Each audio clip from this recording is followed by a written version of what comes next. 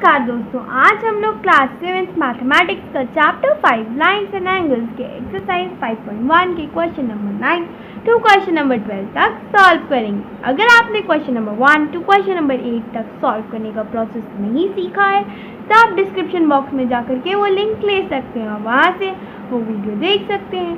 चलिए question number 9 से शुरुआत करते हैं। इन द एडजॉइनिंग फिगर, जैसा कि क्वेश्चन नंबर 9 में दिया हुआ है कि हमें एक फिगर है दिया हुआ जिसके हमें निकालने हैं, जिससे हमें रिलेटेड कुछ क्वेश्चंस हैं जिनके हमें आंसर ढूंढने हैं। चलिए पार्ट नंबर 1 से शुरुआत करते हैं। Part number 1, is angle 1 adjacent to angle 2। जैसा कि पार्ट 1 में दिया हुआ है कि क्या एंगल 1 एडजेसेंट है एंगल 2 को। इसका आंसर यस होगा क्योंकि इसकी जो आर्म है OC वो कॉमन है। तो चलिए सेकेंड पार्ट की ओर, is angle AOC adjacent to angle AOE, यानी क्या एंगल AOC एडजेसेंट है एंगल AOE से। नहीं, क्योंकि इनके पास कोई भी ऐसी कॉमन आर्म नहीं है, ऐसी कोई भी नॉन कॉमन आर्म नहीं है जो कॉमन आर्म के अपोजिट डायरेक्शन में है। चलिए थर्ड पार्ट की ओर, do angle COE and angle EOD form a linear pair, यानी क्या एंगल COE और EOD एक लीनियर पेयर फॉर्म करते हैं। इसका आंसर यस होगा क्योंकि आप देख सकते हैं कि DO और CO एक पॉइंट से ओरिजिनेट कर रहे हैं जो है O, और ये एक स्ट्रेट लाइन यानी 180 डिग्री फॉर्म कर रहे हैं। तो यानी जब भी कोई एंगल्स, एक या दो एंगल या तीन एंगल, कितने भी नंबर के एंगल मिल करके 180 डिग्री फॉर्म करते हैं, वो एक लीनियर पेयर बनाते हैं।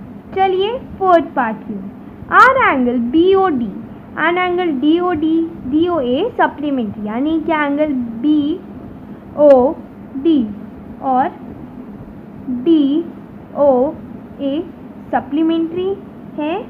हाँ जी, क्योंकि आप देखिए कि एंगल BOD और DOA एक स्ट्रेट लाइन पे बने, तो यानी ये एक 180 डिग्री यानी सप्लीमेंट्री एंगल है।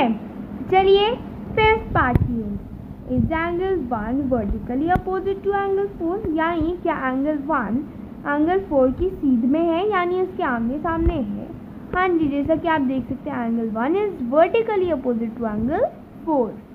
चलिए सिक्स्थ पार्ट की ओर, what is the vertically opposite angle of angle 5, यानी एंगल 5 के कौन से वर्टिकली अपोजिट एंगल्स हैं। जैसा कि मैंने आपको पिछले क्वेश्चन में बताया कि वर्टिकली अपोजिट एंगल्स वो एंगल्स होते हैं जो जिस एंगल का आपको दिया हुआ है उसके सीध में होते हैं, यानी उसके आमने सामने होते हैं। तो एंगल 5 के वर्टिकली अपोजिट एंगल्स हैं एंगल 2 और एंगल 3।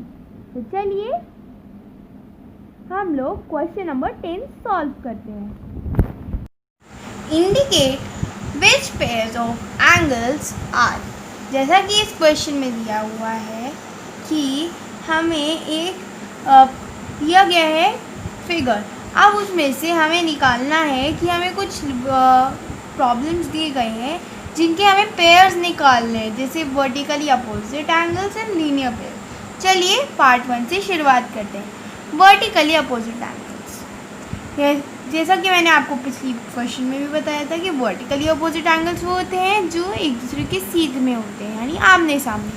जैसे एंगल 5 के आमने सामने कौन है, एंगल 3 और एंगल 2, तो हमने यहाँ पे मेंशन कर दिया है। अब जैसे अब हमारे एंगल 4 के सामने कौन सा एंगल है, एंगल 1, तो अब मैंने यहाँ पे आपको लिख के दिखा दिया। चलिए सेकेंड पार्ट की, लीनियर पेयर्स। अब लीनियर पेयर्स हमें निकालने, जैसा पिछले क्वेश्चन में मैंने आपको समझाया था कि लीनियर पेयर्स वो एंगल्स होते हैं जब दो या तीन एंगल्स मिल करके 180 डिग्री फॉर्म करते हैं। जैसा कि आप देख सकते हैं एंगल 3, एंगल 2 और एंगल 1 मिल करके एक लीनियर पेयर फॉर्म कर रहे हैं। एंगल 5 और एंगल 1 एक लीनियर पेयर फॉर्म कर रहे हैं। एंगल 4, एंगल 5 मिल करके एक लीनियर पेयर फॉर्म कर रहे हैं। चलिए क्वेश्चन नंबर 11 की तरफ, in the following figure is angle 1 adjacent to angle 2, give reasons. जैसा कि यहाँ पे दिया हुआ है कि यहाँ पे हमें एक फिगर दिया गया है, क्या हमें निकालना है कि क्या एंगल 1 एडजेसेंट है एंगल 2 को, एंगल 1 एडजेसेंट है एंगल 2 को। चलिए इसके सल्यूशन को देखते हैं। Angle 1 and angle 2 are not adjacent angles because their vertex is not common. जैसा कि आपने यहाँ पे देखा कि इनका वर्टेक्स यानी जहाँ से ये दोनों ऑरिजिनेट होते हैं, अगर ये दोनों एक ही पॉइंट से ऑरिजिनेट होते हैं तभी एडजेसेंट एंगल्स होंगे। लेकिन यहाँ पर आप देख सकते हैं कि एंगल 2 इस पॉइंट से ओरिजिनेट हो रहा है और एंगल 1 इस पॉइंट से, तो ये डिफरेंट पॉइंट से ओरिजिनेट हो रहे हैं, इसलिए ये एडजेसेंट एंगल्स नहीं है। चलिए question number 11 12 Q. Find the value of the angle x, y and z in the following. जैसा कि यहाँ पे हमें क्वेश्चन में दिया गया है कि हमें कुछ एंगल्स दिए गए हैं जिनमें हमें x, y और z की वैल्यू निकालनी है। तो चलिए फर्स्ट पार्ट से शुरुआत करते हैं। फर्स्ट पार्ट में यहाँ पे आपको मेजर दिया गया है 55 डिग्रीज और y, x और z यहाँ पे दिया गया है। सबसे पहले हम y की वैल्यू निकालेंगे।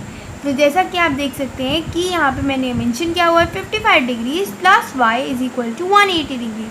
जैसा कि हम जानते हैं कि जब भी कोई एंगल एक स्ट्रेट लाइन पे होते हैं तो ये पक्का है कि वो 180 डिग्री फॉर्म करेंगे। तो हमने यहाँ पे लिखा है, मतलब आपको जब भी एग्जाम में पूछा जाए तो आप इसी तरह से स्टेटमेंट लिखिएगा 55 degrees plus y is equal to 180 degrees.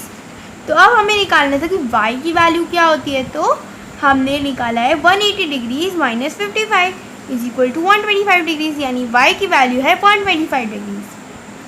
अब हमें निकालना है कि z की वैल्यू क्या है। अब y के वर्टिकली अपोजिट है z, और ऐसा कि मैथ्स का ये रूल है, हम सभी जानते हैं कि जब भी कोई एंगल वर्टिकली अपोजिट होते हैं तो उनके मेजर सेम होते हैं। तो y के वर्टिकली अपोजिट है z, यानी y की वैल्यू है 125 डिग्री, तो z की वैल्यू 125 डिग्रीज होगा।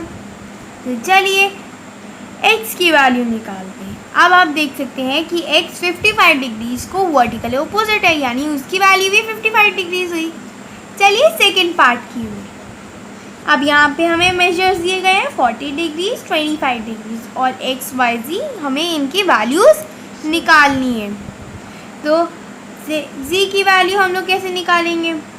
z की वैल्यू तो 40 होगी, क्यों? क्योंकि ये 40 को वर्टिकली अपोजिट है। अब जैसा कि हम जानते हैं कि जब भी एंगल्स एक स्ट्रेट लाइन पे होते हैं वो एक लीनियर पेयर फॉर्म करते हैं, यानी 180 डिग्री। तो जब z की वैल्यू 40 डिग्रीज है तो z plus y is equal to 180 degree, यानी 40 degrees plus y is equal to 180 degrees. तो हमने 180 डिग्रीज माइनस 40 कर लिया, तो अब y की हमें वैल्यू क्या मिली? 140 डिग्रीज, यानी y की वैल्यू 140 डिग्रीज है। चलिए अब x की वैल्यू निकालते हैं। x की वैल्यू कितनी है? x की वैल्यू, अब हम x की वैल्यू कैसे निकालेंगे? देखिए यहाँ पे जैसे हमें दिया हुआ है कि हम पहले से ही मैं आपको कितनी क्वेश्चंस में समझा चुकी हूँ कि लीनियर पेयर होते हैं जब भी एक लाइन पे एंगल 180 डिग्री फॉर्म करते हैं। तो अब हमें पता है कि 40 degrees plus 25 degrees plus x is equal to 180 degree, यानी एक लीनियर पेयर। तो हमने क्या किया? 40 डिग्रीज प्लस 25 डिग्रीज कर लिया, यानी 65 डिग्रीज। तो यानी 180 degrees minus 65 degrees is equal to 150 degree 15 degrees, यानी x की वैल्यू है 115 डिग्रीज। तो इसी तरह से आपका ये चैप्टर, इसी तरह से आपके question number 9 to question number 12 खत्म होते हैं। धन्यवाद।